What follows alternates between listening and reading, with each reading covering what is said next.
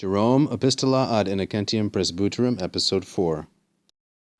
Hortaris ut tumida malo vela suspendam, rudentes explicem, clauum regam, pareo iam ubenti et quia caritas omnia potest, Spiritus Sancto cursum prosequente confidam habiturus in utraque partus alacium, si me ad optatus portus aestus, ad pulerit gubernator putabor. Jerome is still dealing with his nautical metaphor here as to whether or not he should launch out on the ocean and fulfill his friend's request and tell about the miraculum. You urge me, he says, hortaris, this is a deponent verb, that I should do three things, suspendam, explicem, and regam, that I should hang my swollen sails, tumida vela, from the mast, that is, let out the sail, that I should explicem, uncoil the ropes, and that I should regam clauum, guide or turn the tiller, the rudder. The clauum is this part somewhere back here, which steers the ship. And notice that Jerome does not use any conjunctions in between these verbs. This is the figure of speech called asyndeton, in which the conjunctions are removed in order to give immediacy to the style. And so now, iam pareo, I obey or I submit to the one who is ordering me. This verb parere, second conjugation, always goes with the dative case, expressing a relationship, intransitive nature of the relationship. Ubenti is ubenti, the present participle of eubeo, and tibi, most likely.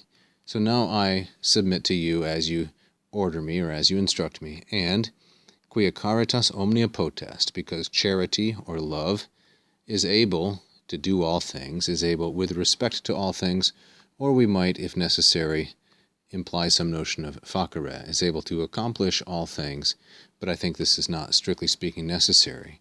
Because that is the case, as the Holy Spirit is going ahead of me in the course, Spiritus Sancto, capitalize those, with the Holy Spirit prosequente, going ahead or following, laying out, mapping, setting the course, confidam, I will trust. This is the third conjugation verb confido, confidere, and confidam then is future indicative, first singular and active.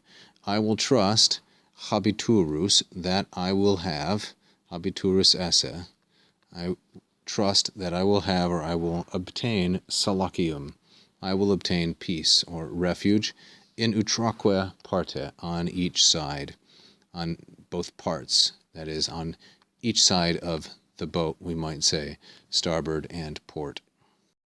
And now the concluding expression, so to speak, which I have had to elide, introduce this ellipsis, because the sentence goes on at some length and it can't be dealt with in a single episode. So when we resume in the next episode, we will resume here. Be that as it may, let's take the first part then of this. If to optatos portus, this is the fourth declension noun, portus,